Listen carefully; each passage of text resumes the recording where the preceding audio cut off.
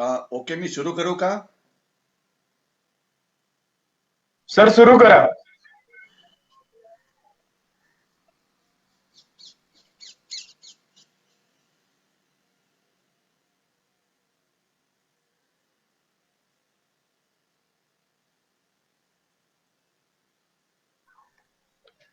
Sir सुरू करा.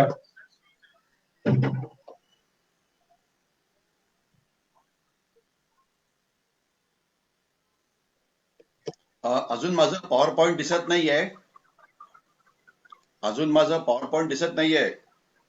Sir आपण विषयाला सुरुवात करूया. हा, ओके. पण माझा पॉवर पॉइंट मी जे शेअर केले अजून ते दिसत नाहीये.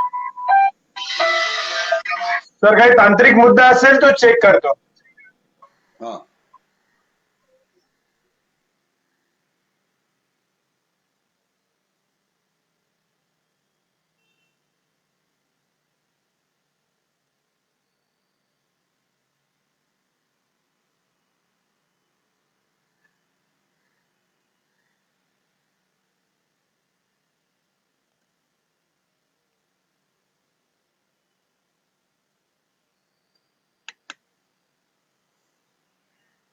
हा, ओके. जय हिंद. मी ब्रिगेडियर हेमंत महाजन आपलं फेसबुक लाईव्ह मध्ये स्वागत करतो. मी आपल्याशी आज 15 मिनिटं बोलणार आहे आणि आजचा आपला विषय आहे 1971चं इंडो पाकिस्तान वॉर आणि त्यामध्ये दोन भागामध्ये लढाया झाल्या होत्या. एक तर वेस्ट पाकिस्तान म्हणजे सध्याचा पाकिस्तान आणि दुसरं ईस्ट पाकिस्तान म्हणजे सध्याचा बांगलादेश. आज आपण पुढच्या 15 मिनिटांमध्ये फक्त बांगलादेश मध्ये ज्या लढाया झाल्या त्याच्यावरती आपलं लक्ष केंद्रित करू. याच्याविषयी मी थोडस आधी 7 दिवसापूर्वी बोललो होतो, परंतु लक्षात असावं की या युद्धामध्ये आपले सरसेनापती होते फील्ड मार्शल सॅम माणिकशॉ, ज्यांनी भारताला या युद्धामध्ये 1947 नंतरचा सर्वात मोठा विजय हा मिळवून दिला आणि पाकिस्तानचं नेतृत्व त्यांचे डिक्टेटर जनरल याह्या खान यांच्याकडे होतं. जसं मी म्हटलं की हे लढाई दोन भागात लढली गेली. एक तर वेस्ट पाकिस्तान म्हणजे सध्याचा पाकिस्तान आणि दुसरा ईस्ट पाकिस्तान म्हणजे सध्याचा बांगलादेश. तर सध्याच्या वेस्ट पाकिस्तान मध्ये पुंछ मध्ये लढाई लढली गेली. याच्याशिवाय आपण बघाल की छमचा एरिया जो आहे काश्मीर मधला, तिथे लढाई लढली गेली. हे बघा मी आपल्याला दाखवतो आहे पुंछ मध्ये, जिथे मी खूप नोकरी केलेली आहे. हुसेनी वालाला सुद्धा एक मोठी लढाई झाली. फाजिल्का पंजाब मध्ये इथे सुद्धा लढाई झाली आणि लोंगेवाला इथे राजस्थान मध्ये एक अतिशय प्रसिद्ध लढाई झाली होती.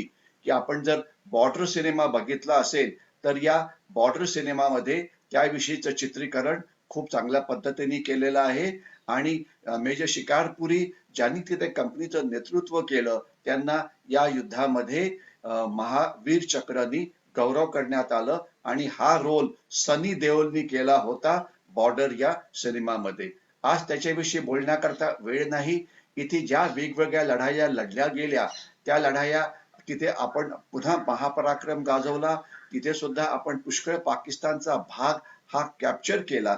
पण आज त्याच्याविषयी बोलण्याकरता वेळ नाही.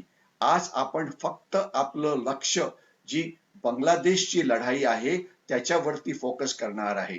आपल्याला हे जे समोर दिसतं आहे तो बांगलादेशचा नकाशा आहे आणि बांगलादेश मध्ये अर्थातच त्यांची राजधानी ही ढाका होती आणि खुलना आणि चिटगांव ही तिथली मोठी शहरं होती. आणि बांगलादेश मध्ये नद्या खूप आहेत. ही ब्रह्मपुत्रा नदी आणि इकडून येणारी गंगा नदी, या दोन्ही नद्या भारतातून बांगलादेशमध्ये येतात आणि त्यांना अनेक छोट्या छोट्या नद्या मिळतात. त्यामुळे या भागामध्ये पाणी खूप आहे. भाग दलदलीचा आहे. पाऊस हा खूप जास्त पडतो. इथे काही असलेले रेल्वे लाईन आणि रस्ते सुद्धा आपल्याला लाल मध्ये दाखवण्यात आलेला आहे. आणि आपण जर लढाईच्या दृष्टीने बघितलं तर बांगलादेशला 4 मोठ्या भागात वाटता येईल, कारण नद्यांमुळे. एक तर नॉर्थ वेस्टचा भाग की हा जो भाग आहे, हा भाग की जो दोन नद्यांच्या डाव्या साईडला येतो. मग सेंट्रल सेक्टर हा भाग आहे, हे सर्वात महत्वाचं होतं, कारण बांगलादेशची राजधानी ढाका ही या भागात होती. त्याच्यानंतर ईस्टर्न सेक्टर हे इकडे आपल्याला दिसतं आहे. हे आपल्याला जर आपण बघितलं, हा जो भाग आहे हे भारताचं त्रिपुरा राज्य आहे आणि या त्रिपुरा राज्यातून ढाक्याकडे जायला सर्वात जवळचा रस्ता अवेलेबल होता आणि साऊथ वेस्टर्न म्हणजे खालच्या भागात आणि इकडे अर्थात असलेला समुद्र किनारा आणि तिथे असलेला सुंदरबनचा प्रदेश. ज्या वेळेला आपण लढाया केल्या, यामध्ये जे आपलं सैन्य वापरण्यात आलं, आपली 33 कोरनी लढाई जी केली ती या भागात केली. हे आपलं सैन्य आपल्याला दिसत आहे. आपल्या 101 कम्युनिकेशन झोननी मिडल सेक्टर मध्ये केली. 4 कोरनी जी लढाई केली ती ईस्टर्न सेक्टर मधून केली आणि 2 कोरनी जी लढाई केली ती या भागात केली आणि तिथे असलेलं जे पाकिस्तानी सैन्य होतं ते आपल्याला दिसत आहे. जे हिरव्यामध्ये दाखवलेलं आहे ते पाकिस्तानचं सैन्य आहे. पाकिस्तानच्या 5 ते 6 डिव्हिजन्स तिथे होत्या. तर खरं म्हटलं तर पाकिस्तानच्या डिफेन्स मध्ये आपण बघू शकता 9 डिव आहे, 36 आहे, 14 आहे, 16 डिव्हिजन आहे. त्याच्या विरुद्ध लढण्याकरता आपल्या फार तर 7-8 डिव्हिजन्स होत्या, परंतु युद्धाचे उत्कृष्ट डावपेच वापरून फील्ड मार्शल सॅम माणेकशॉने पाकिस्तानला पराभूत केलं. ज्या वेळेला डिसेंबर 3 ला लढाई सुरू झाली, त्यावेळेला भारतीय सैन्याने बांगलादेश वरती जो हल्ला केला तो आपल्याला इथून दिसतो आहे. हे जे वेगवेगळे एरोज आहे, इथून भारतीय सैन्याने बांगलादेश वरती आपला हल्ला सुरू केला. आपल्याला कल्पना आहे की 3 डिसेंबरला पाकिस्तानच्या हवाई दलाने भारताच्या एअरफोर्स वरती हल्ला केला. 10-12 ठिकाणी अचानक हल्ला केला आणि ते झाल्यानंतर फील्ड मार्शल सॅम माणेकशॉने युद्ध सुरू झालं म्हणून हे डिक्लेअर केलं. कारण त्यावेळेला भारताच्या पंतप्रधान श्रीमती इंदिरा गांधी दिल्लीमध्ये नव्हत्या. भारताचे त्यावेळेचे संरक्षण मंत्री जगजीवन राम हे दिल्लीमध्ये नव्हते. तर फील्ड मार्शलनी स्वतःच ठरवलं की आता ही लढाईची वेळ आलेली आहे आणि भारतीयाच्या लढाईला सुरुवात झाली. हे आहेत जनरल नियाझी की जे या भागामध्ये पाकिस्तानचे सर्वात सिनियर मोस्ट अधिकारी होते आणि नंतर 1971चं जे हे युद्ध झालं तर त्याच्यामध्ये त्यांनी जे सरेंडर केलं हे ऐतिहासिक चित्र आपल्याला इथे दिसतं आहे. याच्यामध्ये जे आपल्याला दिसत आहेत हे आहेत लेफ्टनंट जनरल जगजीत सिंग अरोरा, जे ईस्टर्न कमांडचे मुख्य होते, ज्यांच्या नेतृत्वाखाली ही लढाई लढली गेली. हे एक मोठे हिरो आहेत, यांच्याविषयी आपण बोलायला पाहिजे. लेफ्टनंट जनरल सगत सिंग यांनी अतिशय वेगाने ढाक्याच्या दिशेला लढाई सुरू केली आणि त्यामुळे जी लढाई 4 डिसेंबरला सुरू झाली ती बरोबर. तर जनरल सगत सिंग हे एक मोठे हिरो होते आणि हे अर्थातच आहेत त्यावेळचे मेजर जनरल जेकब की जे सुद्धा युद्धाच्या डावपेचाला तिथे तयार होते आणि त्यांनी ही जी नंतर सरेंडर झालं त्याचं सगळं कोऑर्डिनेशन जे आहे ते त्यांनी केलेलं होतं आणि 94,000 पाकिस्तानी सैनिकांनी आपल्याकडे सरेंडर केलं. आता या युद्धामध्ये मी जास्त आज बोलणार आहे मराठा रेजिमेंट विषयी, कारण मराठा रेजिमेंटचे जे सैनिक असतात ते महाराष्ट्रातले असतात आणि त्यांनी ज्या लढायामध्ये जो महापराक्रम गाजवला त्याच्याविषयी महाराष्ट्रामध्ये फारच कमी माहिती आहे. आपल्याला कल्पना पाहिजे की दोन्ही सेक्टरमध्ये मराठा लढले. वेस्टर्न सेक्टर जे होतं, वेस्टर्न सेक्टरमध्ये 8 मराठा बटालियन्स आणि 3 टेरिटोरियल आर्मीच्या बटालियन्स लढल्या.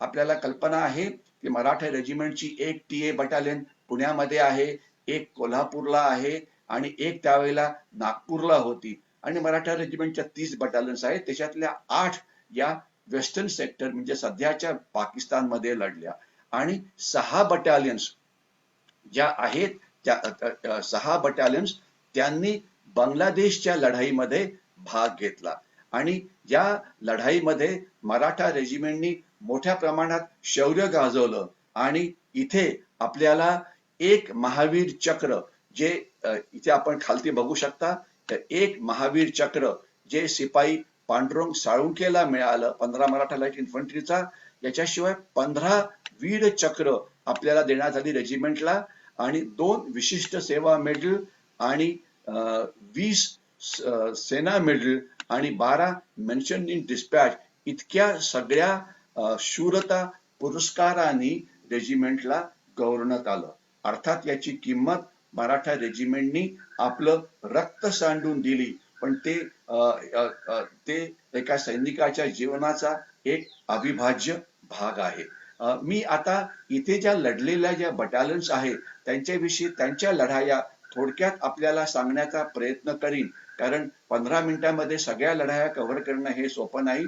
फर्स्ट मराठा बटालियन की ज्याला जंगी बटालियन असं म्हटलं जातं, त्यांच्या समोर पाकिस्तानी सैनिक जे समोर आपल्याला दिसत आहेत ते त्यांना सरेंडर करतायत. हे आपले सगळे अधिकारी आणि यांच्या समोर जे सरेंडर करतायत हे अर्थातच पाकिस्तानी सैनिक आहे. मराठा लाईट इन्फंट्रीचे 15 जे होते त्यांना जे अवॉर्ड्स मिळाले त्याच्याविषयी मी आपल्याशी बोललो. जंगी बटालियनला सर्वात पहिले काम दिलं होतं की तुम्ही ढाक्याच्या दिशेने कूच करायचं आणि हा भाग अतिशय नद्यांचा असल्यामुळे, इथे रस्ते फारसे नसल्यामुळे, इथे वाहनं फारशी नसल्यामुळे त्यांनी ढाक्याच्या दिशेला कूच करताना वेगवेगळी जी साधनं होती त्याचा वापर केला. आपण बघू शकता की त्याचे काही अधिकारी कोणी घोड्यावरती बसला आहे, कोणी सायकलवरती बसला आहे, कारण त्या भागामध्ये जे मिळत होतं त्या साधनाचा वापर करून आपण लवकर ढाक्याच्या दिशेने कूच केलं, कारण वेग या लढाईमध्ये महत्वाचा होता. लक्षात असावं की एक सैनिक ज्या वेळेला चालतो तर त्यावेळेला त्याची स्पीड जी असते ती 3 ते 4 किलोमीटर एवढी असते. तोच सैनिक जर घोड्याच्या पाठीवरती बसला तर 8 ते 10 किलोमीटर एका घंट्याला त्याची स्पीड होऊ शकते. अर्थात घोड्याने 1 घंटा चालायला पाहिजे. यावेळेचे घोडे किती चालतील मला माहिती नाही, परंतु तसे घोडे त्यावेळेला होते. आणि सायकलनी गेलं तर आपली स्पीड तिप्पट किंवा चौपट होते. म्हणजे अत्याधुनिक तंत्रज्ञानाचा या लढाईमध्ये काही फारसा उपयोग नव्हता. तर या बटालियनला पहिली लढाई ते लढले जमालपूरमध्ये, दुसरी लढाई जी सौदीमध्ये लढले त्याला 5 मराठा लाईट इन्फंट्रीला थिएटर ऑनर मिळाला. याच्याशिवाय 15 बटालियन ही पंजाबमध्ये लढली आणि 22 मराठा बटालियन ही हिलीमध्ये लढाई लढली.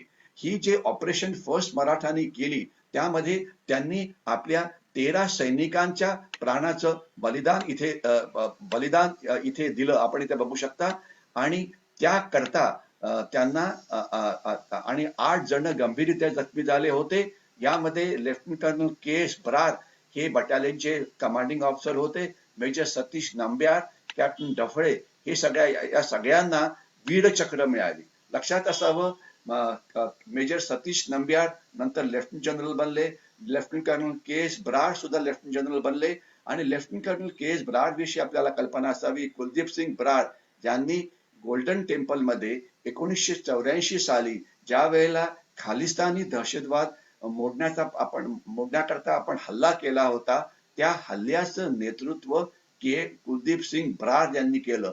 लक्षात असावं कुलदीप सिंग ब्रार स्वतः सरदारजी आहेत, परंतु भारतीय सैन्याची परंपरा असते की देशहित राखण्याकरता जे आपल्याला करायला पाहिजे ते आपण सगळं करतो. आणि एका शीख रेजिमेंटच्या एका शीख सैनिकांनी गोल्डन टेम्पल वरती हल्ला केला, कारण सैनिकांचा धर्म हा फक्त त्यांचा झेंडा हा फक्त त्यांना दिलेलं काम हा असतो. तर यामध्ये कुलदीप सिंग ब्रार यांना पण वीरचक्र मिळालं, सतीश नंब्यारना मिळालं, कॅप्टन डफळे यांना पण मिळालं आणि हवालदार कृष्णा गुरव, लान्स हवालदार लक्ष्मण राणे हे यांना सुद्धा वीरचक्र मिळालं.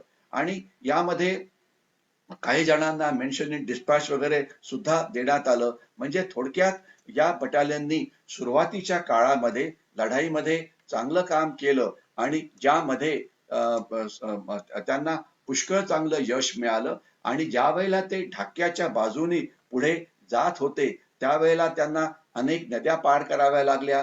तिथे हेलिकॉप्टरच्या मदतीने जे सेकंड पॅरा होतं त्यांना नदीच्या पार उतरवण्यात आलेलं होतं. त्यांच्याशी जाऊन त्यांनी लिंकअप केलं आणि शेवटी ते ढाक्यामध्ये पोहोचले 16 डिसेंबरला आणि तिथे त्यांनी आपलं जे हेडक्वार्टर आहे ते तिथे स्थापन केलं.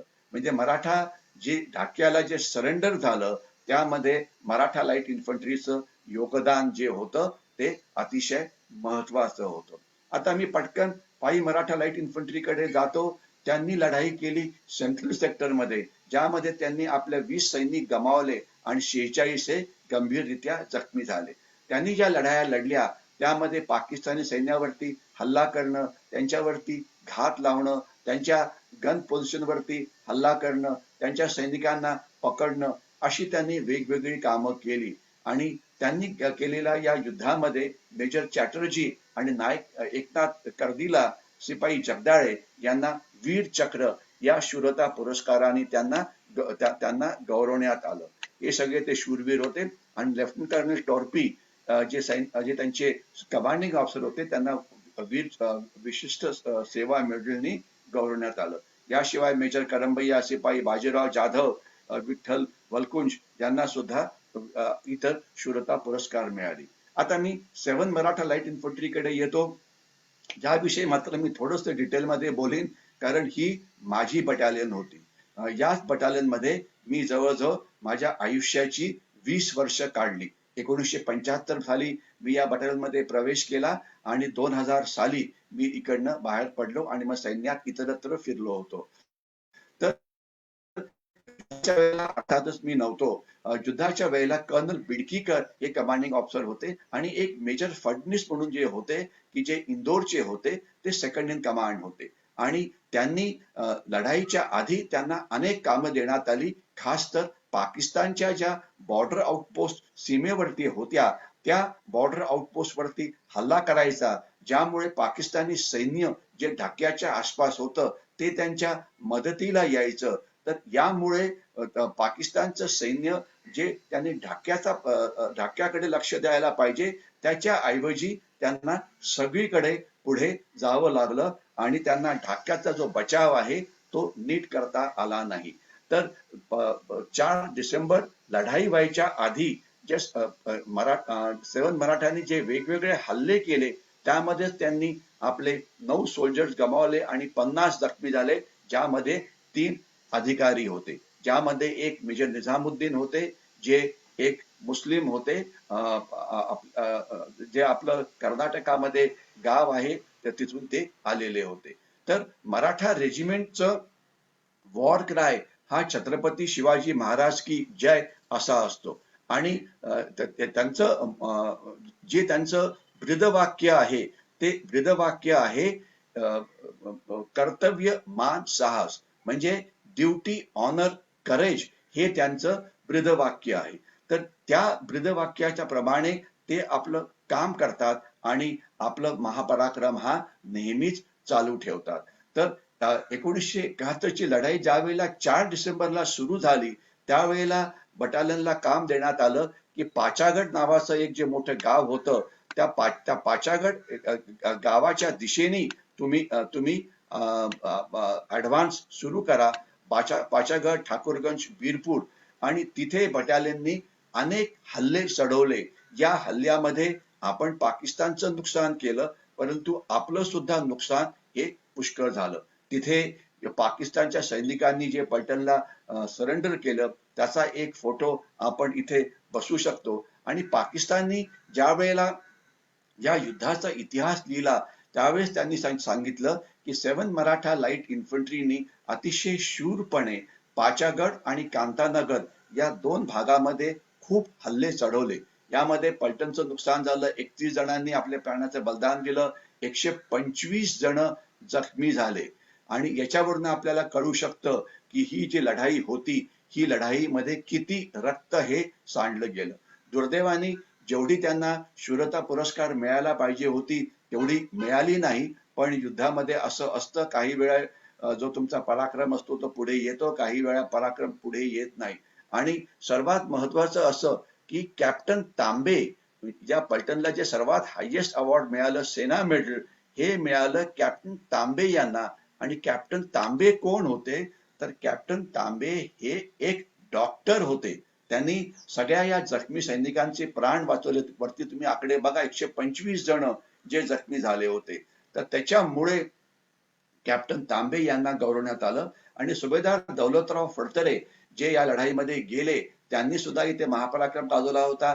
फायर होत होतं, सैनिक पुढे जायला तयार नव्हते. त्यावेळेला पुढून नेतृत्व करून सुभेदार दौलतराव फडतरे यांनी पलटणला पुढे नेलं. हवालदार मनोहर राणेंनी सुद्धा शूर पराक्रम गाजवला. शिपाई ज्ञानू चव्हाण आणि नारायण मालुसरे यांनी तिथे असलेले शत्रूचे बंकर्स याच्यावरती हल्ला केला आणि शेवटी पाचागडची लढाई जिंकण्यात आली. आणि यामुळे भारतीय सैन्याला ढाक्याकडे जाण्याचा जो रस्ता आहे तो क्लिअर झाला. ज्यानंतर बटालियन ही तंगधारमध्ये गेली, कारगिलमध्ये गेली, गुरदासपूरमध्ये गेली. तंगधारमध्ये असताना बर्फाचा खूप मोठा प्रॉब्लेम होता. कारगिलमध्ये 2 वर्ष पलटण तिथे होती. गुरदासपूरमध्ये असताना त्यांनी पंजाबमध्ये ऑपरेशन रक्षक चाललं होतं, त्यावेळेला शीख दहशतवाद्यांच्या विरुद्ध मोठी कारवाई केली. दार्जिलिंगमध्ये असताना तिथे गुरखा एज्युटेशन सुरू होतं, त्यांना वेगळंच व्हायचं होतं, तिथे त्यांनी खूप चांगलं काम केलं. आणि पुंछमध्ये त्यांनी खूप चांगलं काम केलं. पुंछ या सगळ्या हे जे सगळे जे नंतरचे जे पुढचे जे हे होते, या सगळ्यामध्ये मी पलटणच्या बरोबर होतो. आणि पुंछमध्ये माझ्या नेतृत्वाखाली आम्ही जवळजवळ 70-75 दहशतवाद्यांना दहशतवादी विरोधी अभियानामध्ये मारलं होतं. पण ती एक वेगळीच कथा आहे. त्यानंतर अंदमान निकोबारला आणि पलटणचा आज सुद्धा हा जो प्रवास आहे तो आज सुद्धा चालू आहे. आपण थोडक्यातच 19 मराठा लाईट इन्फंट्री विषयी बोलू.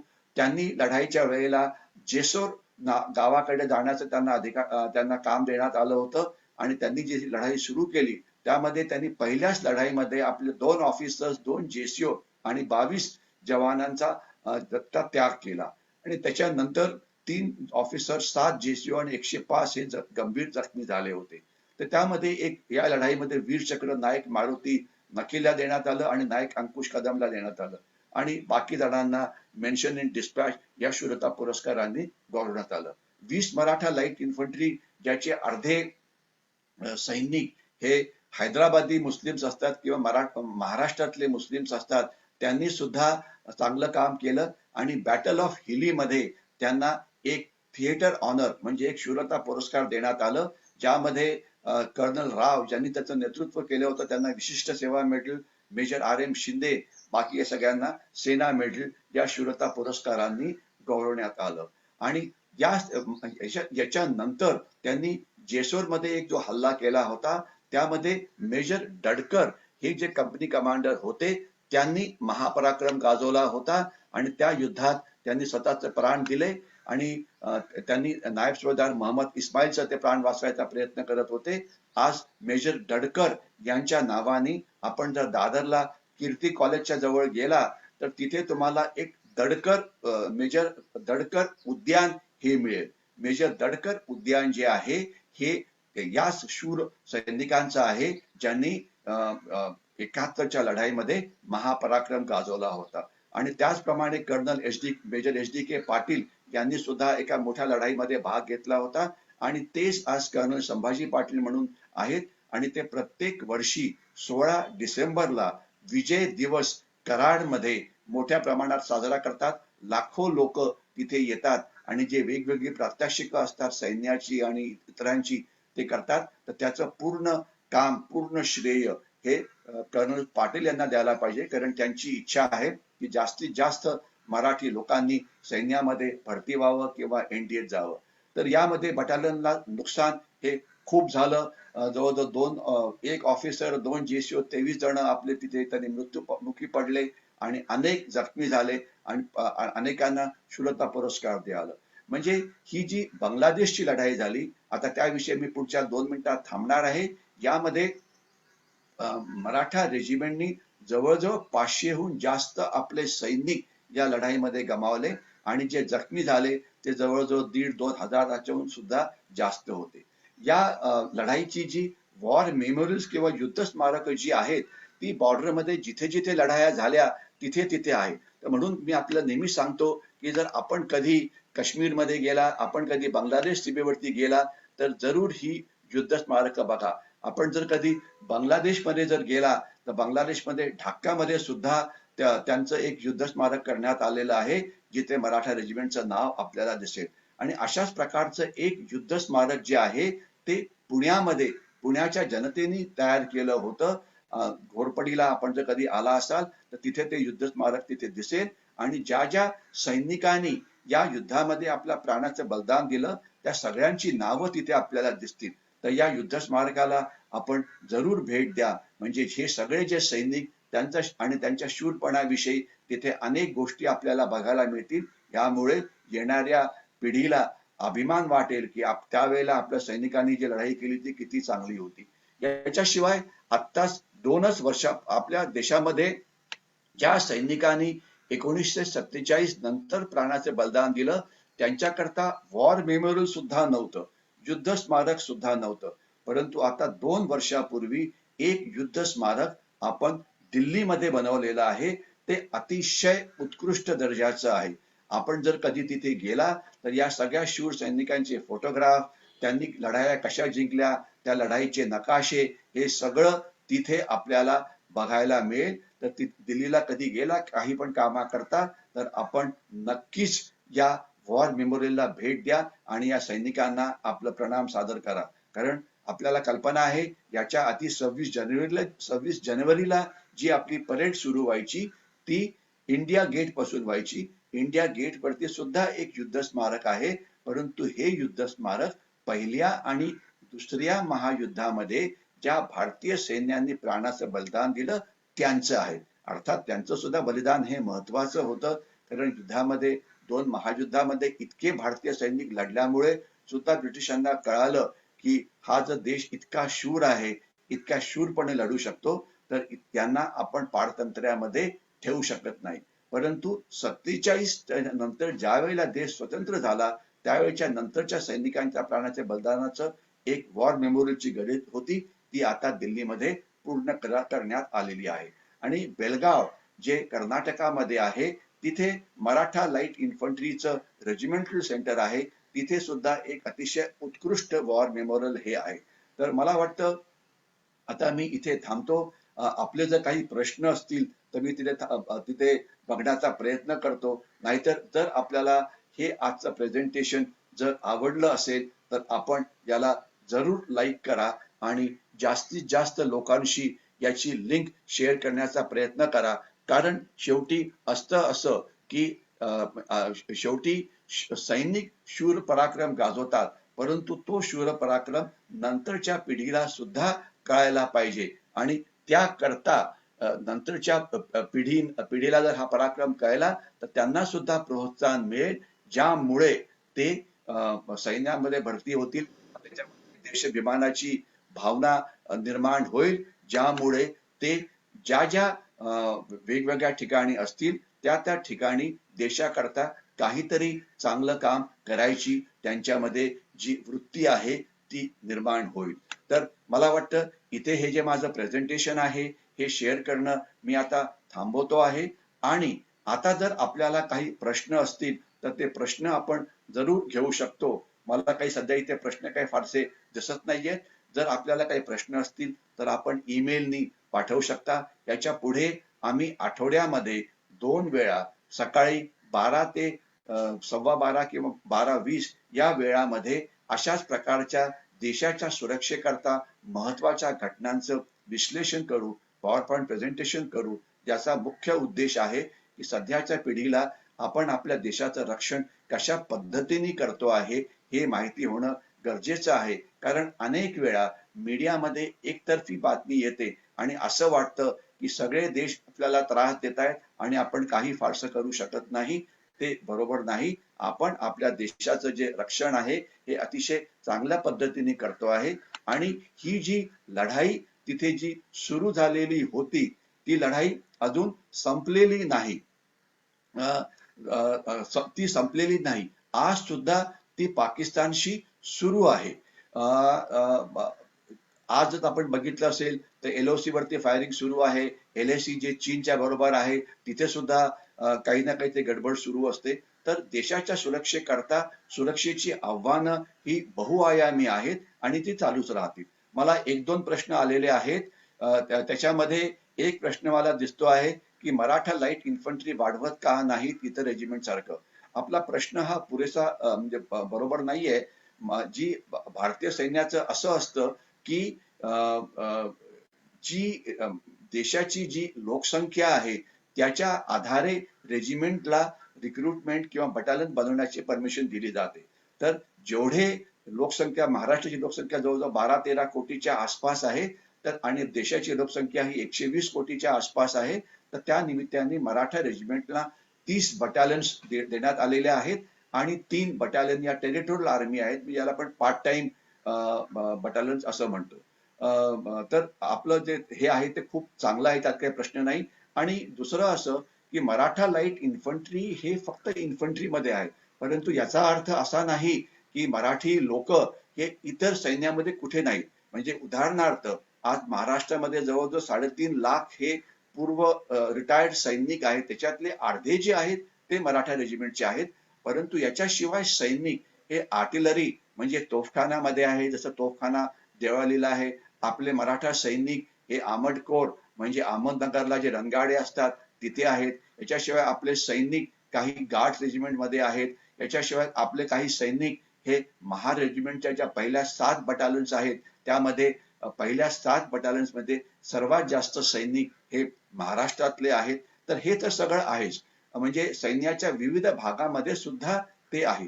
तर त्यामुळे मराठा लाईट इन्फंट्रीचं योगदान हे सैन्य देशाच्या लढाईमध्ये पुष्कळ असतं आणि ते त्याच्या पुढे पण चालूच राहील. आणि विकास सोमणनी विचारलेलं आहे की वीरगाथा ही चित्रपटातून का दाखवली जात नाही. तर याला तर खरं उत्तर म्हणजे कमर्शियली काय करायला पाहिजे हे तर मी सांगू शकत नाही. परंतु आपल्याला आठवत असेल की मध्ये एक टीव्ही वरती सिरियल सुरू होतं झी 24 तास. तर मला त्या सिरियलचं नाव आठवत नाहीये, परंतु त्या सिरियलचा जो हिरो होता तो मराठा लाईट इन्फंट्रीचा एक सैनिक होता. त्याचं मी नाव विसरतोय. 1-1.5 वर्षापूर्वी ते लागीर झालं जी असं काहीतरी त्याचं नाव होतं. नक्की नाव मला आठवत नाहीये कारण मला एवढं सिरियल बघायला वेळ मिळत नाही. पण ते सिरियल त्यांनी एका मराठा सैनिकाचं जीवन कसं असतं युद्धभूमी सोडून ते त्यांनी दाखवलं होतं. परंतु जे सर्वात चांगलं जिथे मराठा लाईट इन्फंट्रीला खूप चांगल्या पद्धतीने दाखवलं होतं एका सिनेमात, तो सिनेमा आपण पुन्हा कधी बघू शकाल कारण हे सगळे सिनेमे आजकाल YouTube वरती अवेलेबल असतात. ते म्हणजे प्रहार नावाचा सिनेमा. आपल्याला आठवत असेल की एक 15-20 वर्षापूर्वी नाना पाटेकर यांनी प्रहार हा सिनेमा तयार केला होता, ज्यामध्ये कमांडो विंगचं चित्रीकरण करण्यात आलं होतं आणि ज्यामध्ये भारतीय सैन्याचे कमांडो हे बेळगावमध्ये कसे ट्रेन केले जातात हे दाखवण्यात आलं होतं. अतिशय उत्कृष्ट सिनेमा हा होता. त्याला फार चांगला रिस्पॉन्स हा मिळाला होता. तर मला वाटतं हे जे मराठी चित्रपट निर्माते आहेत त्यांनी सुद्धा मराठा रेजिमेंटचा इतिहास यावरती एखादा चित्रपट काढायला पाहिजे. कारण युद्धकथा भरपूर आहेत, परंतु जे महत्व स्टार्सना मिळतं, टीव्ही चॅनल्सच्या इतर चित्रतारिकांना मिळतं ते आपल्या सैनिकांना मिळत नाही, हे फॅक्ट आहे. परंतु आपण एवढे प्रश्न विचारले त्याकरता धन्यवाद. मी इथेच थांबतो आणि पुन्हा आपण भेटू पुढच्या आठवड्यामध्ये. तोपर्यंत जय हिंद.